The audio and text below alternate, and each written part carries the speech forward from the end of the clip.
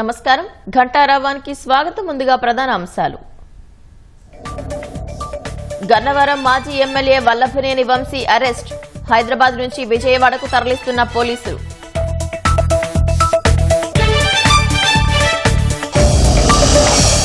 SC atrocity కేసులో వంశీని arrest చేసిన పోలీసులు. టీడీపీ ఆఫీసు కంప్యూటర్ ఆపరేటర్ ని కిడ్నాప్ చేసినట్లు ఆరోపణలు. కూటమి పాలనలో మెరుగైన కేజీహెచ్ వైద్య సేవలు. ప్రస్తుతం ఓపీ క్యాజువాలిటీ వార్డుల విస్తృతంపై దృష్టి.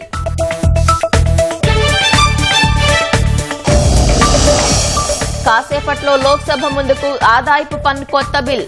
సులభంగా అర్థమయ్యే భాషలో రూపొందించిన కేంద్రం.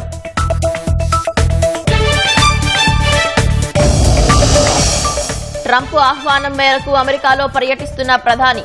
ద్వైపాక్షిక సహకారం బలోపేతమే లక్ష్యంగా చర్చలకు అవకాశం.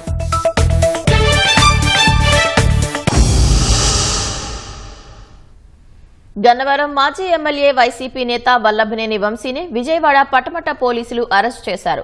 హైదరాబాద్ రాయదుర్గంలోని మైహోం భుజాలో ఉన్న ఆయన్ని ఎస్సీ అట్రాసిటీ కేసులో అరెస్టు చేసి విజయవాడ తరలిస్తున్నారు. గన్నవరం టీడీపీ ఆఫీసులో కంప్యూటర్ ఆపరేటర్ గా చేస్తున్న సత్యవర్ధన్ను బెదిరించి తప్పుడు వాంగ్మూలం ఇప్పించారని వంశీపై ఫిర్యాదు నమోదైంది. దీంతో కిడ్నాప్, దాడి, ఎస్సీ అట్రాసిటీ కేసుల కింద వంశీని అరెస్టు చేశారు. ట్విస్ట్ మీద ట్విస్ట్ తో గన్నవరం పార్టీ కార్యాలయంపై దాడి కేసులో సీన్ రివర్స్ అయింది. ఫలితంగా మాజీ ఎమ్మెల్యే వల్లభనేని వంశీని విజయవాడ పటమట పోలీసులు అరెస్టు చేశారు. సత్యవర్ధన్ అనే కంప్యూటర్ ఆపరేటర్ ను కిడ్నాప్ చేసి బెదిరించారని ఆరోపణలతో అదుపులోకి తీసుకున్నారు. సత్యవర్ధన్ గన్నవరం టీడీపీ ఆఫీసులో కంప్యూటర్ ఆపరేటర్ గా పనిచేస్తున్నారు. గన్నవరం పార్టీ కార్యాలయంపై దాడి కేసులో ఫిర్యాదుదారుడైన సత్యవర్ధన్ అనే వ్యక్తి ఇటీవల విజయవాడలోని ఎస్సీ కేసుల ప్రత్యేక న్యాయస్థానంలో హాజరై తనకు ఈ కేసుతో సంబంధం లేదంటూ అఫిడవిట్ సమర్పించారు. ఆ తర్వాత మాజీ ఎమ్మెల్యే వంశీ తనను బెదిరించి తన చేత తప్పుడు స్టేట్మెంట్ ఇప్పించారని సత్యవర్ధన్ పోలీసులకు ఫిర్యాదు చేశారు. దీంతో కిడ్నాప్, దాడి, ఎస్సీ అట్రాసిటీ కేసుల్లో బిఎన్ఎస్ సెక్షన్లు 140/1, 308, 351(3), రెడ్ విత్ 3(5) కింద వంశీపై కేసు నమోదు చేశారు. ఈ కేసుల వివరాలను తెలియజేస్తూ వంశీ భార్యకు హైదరాబాద్ లో పటమట పోలీసులు నోటీసు ఇచ్చారు. కిడ్నాప్ చేసి సత్యవర్ధన్ పై బెదిరింపులు, దాడులకు తెగబడ్డాడని వంశీపై ఆరోపణలున్నాయి. పోలీసులు ఆధారాలు సేకరించినట్లు తెలుస్తోంది.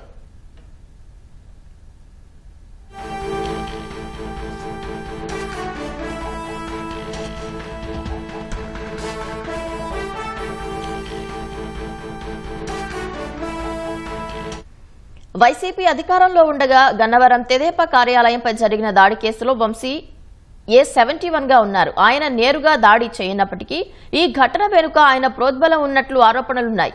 ఇప్పటికే ఈ కేసులో నిందితులుగా ఉన్న 11 మందిని అరెస్టు చేశారు. వీరిలో వంశీ పిఏ రాజా కూడా ఉన్నారు. 2023 ఫిబ్రవరి 20న వైసీపీ శ్రేణులు జరిపిన దాడులు, సాగించిన విధ్వంసకాండపై అప్పటి పోలీసులు నామమాత్ర కేసు కట్టి చేతులు దులిపేసుకున్నారు. కూటమి ప్రభుత్వం రావడంతో సమగ్ర దర్యాప్తు చేపట్టారు. వల్లభనేని వంశీ మరికొన్ని కేసుల్లోనూ నిందితుడిగా ఉన్నారు. బాపులపాడు మండలం ఆరుగోలనలో తెదేపా నాయకుడు వేములపల్లి శ్రీనివాసరావు దుకాణాలను అక్రమంగా కూల్చివేసిన కేసులో A2గా ఉన్నారు. ఉంగుటూరు మండలం తేలపురులలో ఎన్నికల సమయంలో ఎమ్మెల్యే యాళ్లగడ్ల వెంకట్రావుపై హత్యాయత్నం కేసు కూడా ఉంది.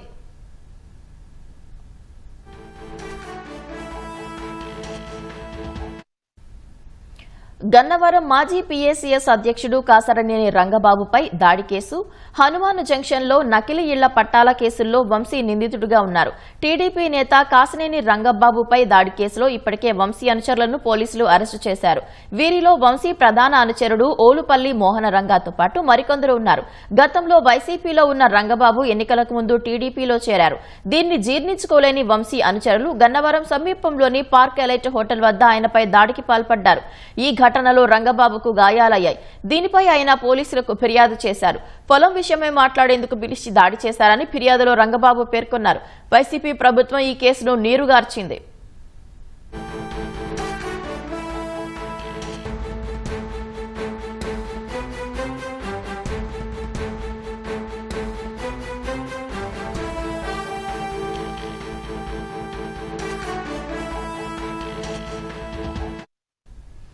మాజీ ఎమ్మెల్యే వైసీపీ నేత వల్లభనేని వంశీ అరెస్టుపై మరింత సమాచారం మా ప్రతినిధి కృష్ణ అడుగు తెలుసుకుందాం. కృష్ణ, వంశీ అరెస్టుపై వివరాలేంటి? ఏదైతే గన్నవరం పార్టీ కార్యాలయానికి సంబంధించి వైసీపీ ప్రభుత్వంలో దాడి జరిగిందో ఇది ఒక రాష్ట్ర వ్యాప్తంగా సంచలనం సృష్టించింది. ఏదైతే వైసీపీ ప్రభుత్వ హయాంలో కృష్ణా జిల్లా గన్నవరం పార్టీ కార్యాలయం మీద దాడి ఒక పైశాచిక దాడి అనేది జరిగిందని చెప్పాలి. ఆ సమయంలో ఏదైతే పోలీసులకు చెప్పిన ముందస్తు సమాచారం ఇచ్చినా పట్టించుకోకపోవడం, పదుల సంఖ్యలో అక్కడ అల్లరిమూకలు వచ్చి వాహనాలు తగలబెట్టడం, వాహనాలు ధ్వంసం చేయటం, అలాగే పార్టీ కార్యాలయం మీద విచక్షణంగా దాడి చేయటం, అక్కడ ఉన్నవారి మీద దాడి చేయటం, ఫర్నిచర్ ధ్వంసం చేయటం వంటి ఘటనలు చోటు చేసుకున్నాయి. నాడు ఇది రాష్ట్ర వ్యాప్తంగా పెద్ద తీవ్ర దుమారం రేపింది. ఏదైతే రాష్ట్రంలో శాంతి భద్రతలు అదుపు తప్పాయనడానికి ఇదే నిదర్శనం అంటూ ఆ సమయంలో నాడు ప్రతిపక్ష నేతగా ఉన్న ప్రస్తుత ముఖ్యమంత్రి చంద్రబాబు కూడా దీన్ని సీరియస్ గా తీసుకున్నారు. ఏదైతే దీనికి సంబంధించి ఆ రోజు ఇలా దాడి ఘటనకు సంబంధించి ఏదైతే కేసులు నమోదు చేసినా సరే పోలీసులు పట్టించుకునే పరిస్థితి అనేది నెలకొంది.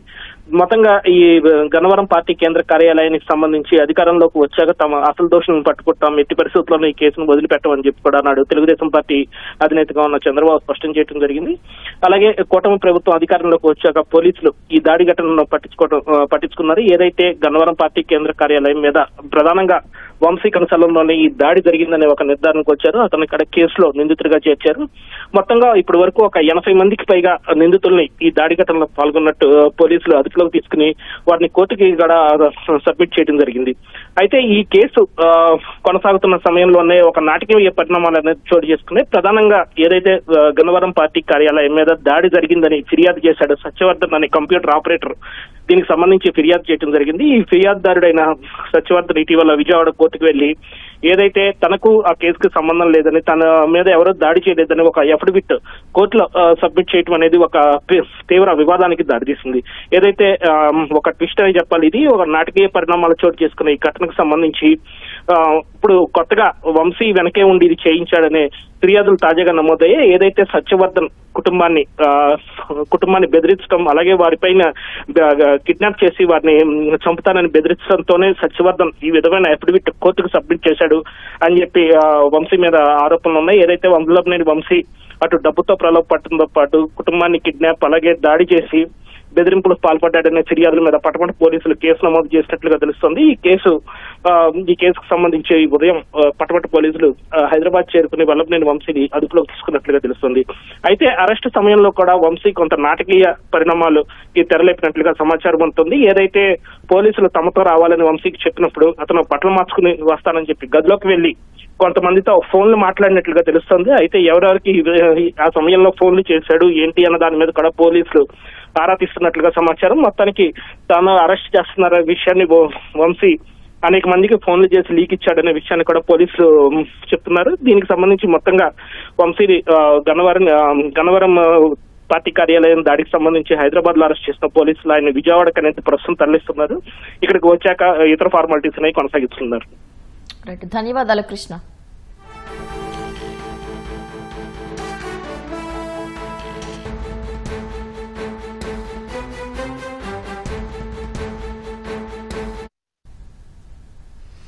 వంశీ అరెస్టుపై మరింత సమాచారం మా ప్రతినిధి జయప్రకాష్ ప్రత్యక్ష ప్రసారం ద్వారా అందిస్తారు.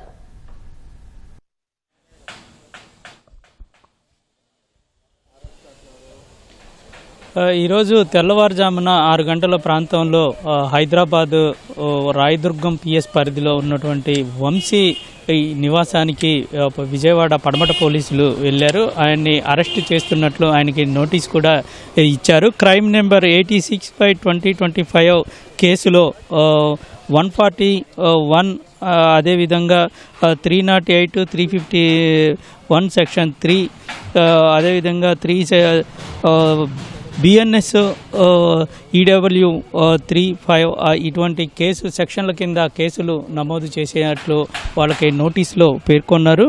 ఇందులో ప్రధానంగా చూసుకున్నట్లయితే SC/ST సెక్షన్ కూడా SC/ST సంబంధించిన సెక్షన్ కూడా ఇందులో ఉంది. ఇందులో ప్రధానంగా చూసుకున్నట్లయితే గత 2 రోజుల నుంచి ఇక్కడ విజయవాడ SC/ST కోర్టులో జరుగుతున్నటువంటి పరిణామాలు చాలా కీలకంగా మారాయని చెప్పుకోవచ్చు. గన్నవరం పోలీస్ స్టేషన్లో గతంలో గన్నవరం PS లో నమోదైనటువంటి దాడి కేసులో టీడీపీ కార్యాలయం పైన దాడి కేసును సిఐడికి అప్పగించడం, అదేవిధంగా దాంట్లో నిందితులుగా ఉన్నటువంటి వాళ్ళు గతంలో సుప్రీంకోర్టుని ఆశ్రయించిన నేపథ్యంలో బెయిల్ ఇక్కడ కాదు, మీరు ఎస్సీ ఎస్టీ కోర్టులో తేల్చుకోకుండా ఎందుకు వచ్చారు అని చెప్పటం, వాళ్ళు ఎస్సీ ఎస్టీ కోర్టుకి వెళ్ళిన నేపథ్యంలోనే ఇందులో ప్రధానంగా హఠాత్తుగా ఫిర్యాదుదారుడైనటువంటి సత్యవర్ధన్ కోర్టుకు వచ్చి నాకు ఎటువంటి సంబంధం లేదు అనేటువంటి స్టేట్మెంట్ని జడ్జికి ఇచ్చారు. ఈ క్రమంలోనే ఆయన వెంటనే అదృశ్యమయ్యారు. అసలు ఎందుకు ఇలా జరిగింది ఏంటి అనే విషయాలన్నీ పూర్తిగా ఆరా తీశారు. ఈ తరుణంలోనే కుటుంబ సభ్యులు, సత్యవర్ధన్ కుటుంబ సభ్యులు సత్యవర్ధన్ కనపడట్లేదని ఇటు పడమట పోలీస్ స్టేషన్లో ఫిర్యాదు చేశారు. ఈ ఫిర్యాదు ఆధారంగా కేసు నమోదు చేసి అసలు ఏం జరిగింది అనేటువంటి విషయాలను పూర్తిగా క్షుణ్ణంగా పోలీసులు దొరికినటువంటి అంటే అక్కడ కోర్టు వద్ద దొరికినటువంటి సీసీ కెమెరాలు, అదేవిధంగా మిగతా కాల్ డేటా, ఇటువంటి ఆధారాలన్నింటినీ పరిశీలించిన క్రమంలో కొన్ని కీలక ఆధారాలు లభించాయి. అంటే వల్లభనేని వంశీ సత్యవర్ధన్ని కలిశాడు అనేటువంటి ఒక ప్రాథమిక సమాచారం. దానికి కొంత ఆధారాలు కూడా సేకరించినటువంటి పోలీసులు ఆయన్ని అరెస్ట్ చేసేందుకు ఇటు నిన్న బయలుదేరి హైదరాబాద్ వెళ్ళినట్టు మనకి తెలుస్తుంది. అయితే ఇక్కడ ఏడీసీపీలో అధికారిగా ఉన్నటువంటి రామకృష్ణ ఆధ్వర్యంలో ఒక బృందం అక్కడికి వెళ్ళి ఈరోజు తెల్లవారుజామున నోటీస్ ఇచ్చి ఆయన్ను అరెస్ట్ చేసి తీసుకువస్తున్నారు. ఈరోజు మధ్యాహ్నానికల్లా విజయవాడ తీసుకువచ్చే అవకాశం కనబడుతుంది. అయితే తీసుకువచ్చిన తర్వాత ఎందుకు ఈ విధంగా జరిగింది, దీని వెనకాల ఇంకా ఎవరైనా ఉన్నారా, అంటే కేవలం వల్లభనేని వంశీ కావాలని చేశారా, లేదంటే ఇందులో వైసీపీలో ఉన్నటువంటి కీలక నేతలు దీని వెనకాల ఉండి ఆయన చేత చేయించారా అనేటువంటి విషయాలు కూడా ఇందులో మనం తెలుసుకోవాల్సిన అవసరం అయితే ఉంది. ఎందుకంటే ఇది చాలా రోజుల కిందటి నుంచి కోర్టులో జరుగుతున్నటువంటి విషయం. ఒకవైపు హైకోర్టులో కింది కోర్టు, ఆ దిగువ కోర్టు, అదేవిధంగా హైకోర్టులో కూడా దీనికి సంబంధించి పిటిషన్లు, ముందస్తు బెయిల్ పిటిషన్లు జరిగాయి. కొంతమందికి రావటం, మరికొంతమంది ఇంకా నిందితులుగానే రిమాండ్ ఖైదీలుగానే ఉండటం కూడా జరిగింది. అంటే ఈ నేపథ్యంలోనే ముందస్తు బెయిల్ ఇవన్నీ సుప్రీంకోర్టు దాకా వెళ్ళాయి. చాలా టైం పట్టింది. అయితే ఈ హఠాత్తుగా ఈ విధంగా జరగటం వెనుక ఎవరెవరు ఉన్నారు, అంటే దీని వెనకాల ఎవరు ఈ కీలక పరిణామానికి సూత్రధారులు అనేటువంటి విషయాన్ని ఇక్కడికి వచ్చిన తర్వాత వంశీని విచారించే అవకాశం ఉన్నట్టు మనకి స్పష్టంగా తెలుస్తుంది. మరొక వైపు ఈరోజు ఈ విజయవాడ ఎస్సీ ఎస్టీ కోర్టులో ఈ గన్నవరం తెదేపా పార్టీ పైన దాడి జరిగిన సంఘటనలో నిందితులు దాఖలు చేసినటువంటి బెయిల్, అదేవిధంగా ముందస్తు బెయిల్కి సంబంధించినటువంటి ఉత్తర్వులు ఈరోజు సాయంత్రానికి వెలువడే అవకాశం ఉంది. గత 2 రోజులుగా దీనిపైన విచారణ జరుగుతూ ఉంది. ఒకవైపు ఇందులో ఎస్సీ ఎస్టీ కేసు చాలా తీవ్రంగా పరిగణించాల్సిన అవసరం ఉంది. బెయిల్ కూడా వచ్చే అవకాశాలు చాలా తక్కువగా ఉంటాయి. అంటే ఈ నేపథ్యంలోనే సత్యవర్ధన్ని భయపెట్టి అతను వాంగ్మూలం ఇచ్చేలాగా చేశారా అనే కోణంలో కూడా పోలీసులు ఇందులో చాలా లోతుగా దర్యాప్తు చేస్తున్న పరిస్థితి కనబడుతుంది. ఎందుకంటే ఇటీవల దాఖలైనటువంటి ఏ కేసుల్లో కూడా ఇంత హఠాత్ పరిణామాన్ని చూడని పరిస్థితి అయితే మనకి కనబడుతూ ఉంది. ఇప్పటి వరకు పడమట పోలీసులు అక్కడ ఇచ్చినటువంటి నోటీసులే తప్ప పోలీసులు అధికారికంగా మాత్రం ఇంకా నిర్ధారించట్లేదు. అంటే మీడియాతోటి సమాచారం ఇవ్వటం కానీ, మీడియాతోటి మాట్లాడటం కానీ ఇప్పటి వరకు చేయలేదు. ప్రస్తుతం మనం పడమట పోలీస్ స్టేషన్ వద్దే ఉన్నాము. మధ్యాహ్నానికి వచ్చే అవకాశాలు అయితే కనబడుతున్నాయి. మరొక వైపు గన్నవరంలో కూడా పోలీసులు భారీగా హై అలర్ట్ ప్రకటించినట్టు తెలుస్తుంది. ఎందుకంటే గన్నవరం స్థానికంగా వంశీ అనుచరులు ఏదైనా శాంతి భద్రతలకు విఘాతం కలిగించే ప్రయత్నం చేస్తారనే ముందు జాగ్రత్త చర్యల్లో భాగంగా ప్రధాన రహదారుల్లో పోలీసు బలగాలని ఉంచి ఎక్కడ ఎటువంటి అవాంఛనీయ సంఘటనలు జరగకుండా ఉండేందుకు ముందస్తుగా జాగ్రత్తలు అయితే తీసుకుంటూ ఉన్నారు.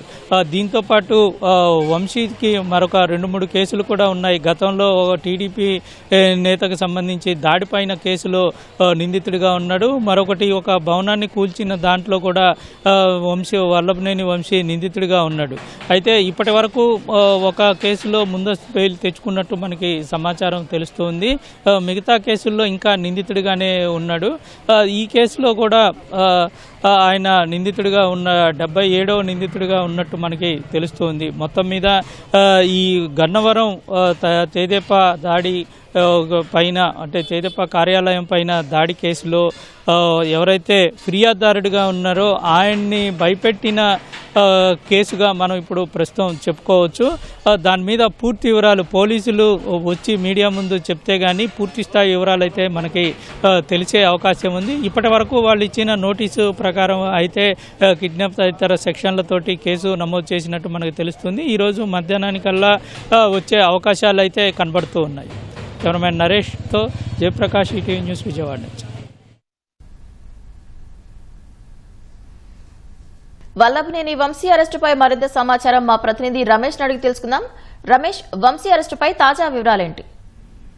గన్నవరం మాజీ ఎమ్మెల్యే వల్లభనేని వంశీని ఉదయం హైదరాబాద్ లోని తన నివాసంలో ఏపీ పోలీసులు అరెస్ట్ చేయడం జరిగింది. ఇక్కడ నుంచి నేరుగా విజయవాడ తరలించి ఈ కేసుకు సంబంధించి కూడా దర్యాప్తు భాగంగా అతని స్టేట్మెంట్ కూడా రికార్డ్ చేయనున్నారు. అయితే ప్రస్తుతం అతనిపై ఎస్సీ అట్రాస్ కేసు కింద అయితే పోలీసులు అయితే కేసు నమోదు చేయడం జరిగింది. ఒకసారి బిఎన్ఎస్ సెక్షన్ లో చూసుకున్నట్లయితే 141(1) తర్వాత 308 తర్వాత 351(3) రెడ్ విత్ 3 అండ్ 5 కింద కూడా పోలీసులు అయితే కేసు నమోదు చేయడం జరిగింది. గతంలో గన్నవరం టీడీపీ కార్యాలయంలో దాడి కేసుకు సంబంధించి కూడా దాడిలో ఇతనికి సంబంధించి ఇతనితో పాటు కొంతమంది అనుచరులపైన కూడా పోలీసులు కేసు నమోదు చేసి కొంతమందిని అయితే రిమాండ్ చేర్చిన సంగతి తెలిసింది. అయితే ఆ కేసులో ఎవరైతే ఆ ఫిర్యాదుదారుడు ఉన్నారో ఆ ఫిర్యాదుకు సంబంధించి కూడా కంప్యూటర్ ఆపరేటర్ గా పనిచేస్తున్న సత్యవర్ధన్ ని తాజాగా కిడ్నాప్ చేసి బెదిరించి ఆ కేసుకు సంబంధించి కూడా విత్డ్రా చేస్తున్న ఒక ఆరోపణతో పాటు పోలీసులు ప్రాథమికంగా ఆ దర్యాప్తు అయితే చేయడం జరిగింది, ప్రాథమికంగా గుర్తించడం జరిగింది. అందులో భాగంగానే వంశీ బెదిరింపులకు పాల్పడడం, తర్వాత ఆ ప్రవాహాలకు గురి చేశారని చెప్పి కూడా అతని కుటుంబ సభ్యులు విజయవాడలోని పట్టుమంట పోలీస్ స్టేషన్ లో కేసు అయితే ఫిర్యాదు అయితే చేయడం జరిగింది. ఫిర్యాదు మేరకు పోలీసులు కేసు నమోదు చేసుకుని ప్రస్తుతం ఈ రోజు ఉదయం నేరుగా హైదరాబాద్ కు వచ్చి అతన్ని అయితే అదుపులో తీసుకోవడం జరిగింది. అదుపులో తీసుకొని తర్వాత కుటుంబ సభ్యులకు కూడా నోటీసులు ఇచ్చి అతన్ని విజయవాడకు మేము తరలిస్తున్నామని చెప్పి కూడా చెప్పడం జరిగింది. అయితే ఇప్పటికే మరి కాసేపట్లో కూడా విజయవాడకు చేరుకున్న నేపథ్యంలో అతన్ని స్టేట్మెంట్ అయితే ఈ రోజు పోలీసులు ఆ స్టేట్మెంట్ రికార్డ్ చేసే అవకాశం ఉంది. స్టేట్మెంట్ రికార్డ్ చేసిన అనంతరం కూడా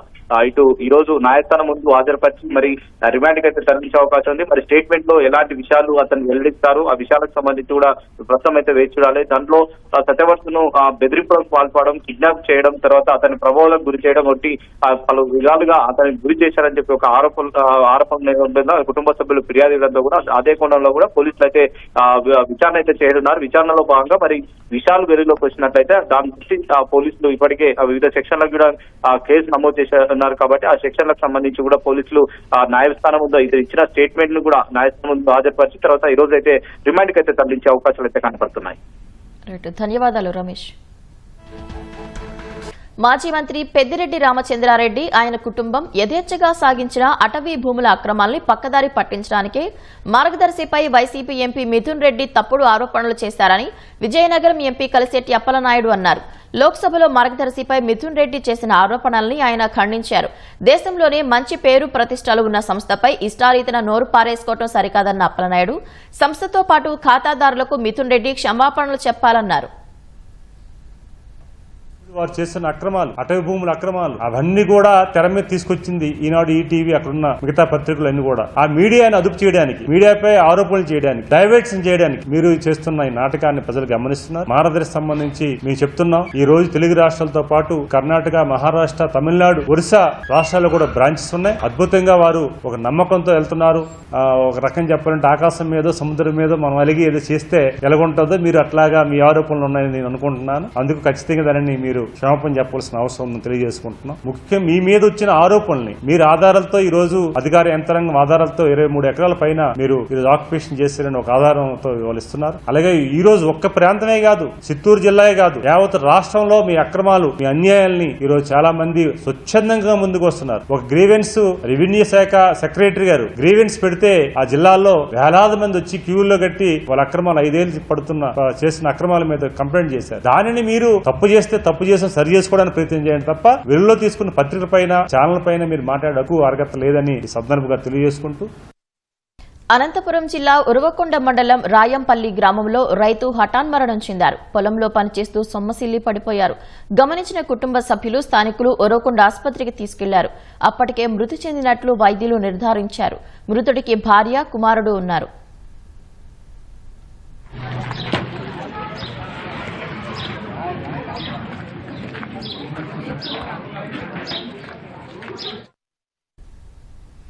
రాష్ట్ర వ్యాప్తంగా మరికొన్ని వార్తలు సంక్షిప్తంగా వేగంగా.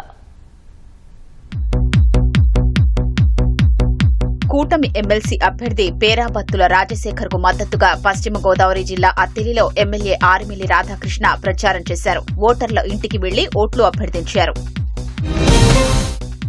పల్నాడు జిల్లా ఇరికేపల్లిలో 20 కుటుంబాలు టీడీపీలో చేరాయి. దాచేపల్లిలో ఎమ్మెల్యే ఎరపతినేని శ్రీనివాసరావు సమక్షంలోనే పార్టీ కండువాలు కప్పుకున్నారు. తిరుపతి జిల్లా వెంకటగిరి శివారులో 1,80,00,000 వ్యయంతో నిర్మించిన నగరవనాన్ని ఎమ్మెల్యే కూరుగొండ రామకృష్ణ ప్రారంభించారు. పట్టణానికి సమీపంలో ఏర్పాటు చేసిన ఈ నగరవనం వాకర్లకు అనువుగా ఉంటుందన్నారు. అల్లూరు జిల్లా జీకే వీధి మండలం జర్రేల గిరిజన సంక్షేమ ఆశ్రమ పాఠశాల డిప్యూటీ వార్డెన్పై సస్పెన్షన్ వేటుపడింది. పాఠశాలను ఆకస్మికంగా తనిఖీ చేసిన కలెక్టర్ నిర్వహణ సరిగా లేకపోవడంతో చర్యలు తీసుకున్నారు. నంద్యాల జిల్లా ప్యాపిలి మండలం హుసేనాపురంలో ఎక్సైజ్ సిబ్బంది దాడులు నిర్వహించి 600 లీటర్ల బెల్లం మూటను ధ్వంసం చేశారు. 25 లీటర్ల నాటుసారాతో పాటు 1125 కిలోల బెల్లంను స్వాధీనం చేసుకున్నారు. ఇద్దరిపై కేసులు నమోదు చేశారు. మాఘ పౌర్ణమి సందర్భంగా శ్రీకాళహస్తి ఆలయంలో స్వామివారికి ఘనంగా త్రిశూల స్నానం నిర్వహించారు. పంచమూర్తుల్ని స్వర్ణముఖి నదికి తీసుకొచ్చి ప్రత్యేక పూజలు చేశారు. అనంతరం నదిలో త్రిశూలానికి స్నానం చేయించారు. ఎన్టీఆర్ జిల్లా పెనుగంచిప్రోలు తిరుపతమ్మ అమ్మవారి పెద్ద తిరునాళ్లలో భాగంగా జలబిందెల ఉత్సవం వేడుకగా సాగింది. అమ్మవారి వంశీయులు మున్నేరు నుంచి మట్టి కుండల్లో నీటిని తీసుకొచ్చి ఆలయంలో పెట్టడంతో ఉత్సవం ముగిసింది. ఏలూరు జిల్లా పట్టిసీమలోని భద్రకాళి సమేత వీరేశ్వర స్వామి ఆలయాన్ని ఎస్పీ ప్రశాంత్ కిషోర్ దర్శించుకున్నారు.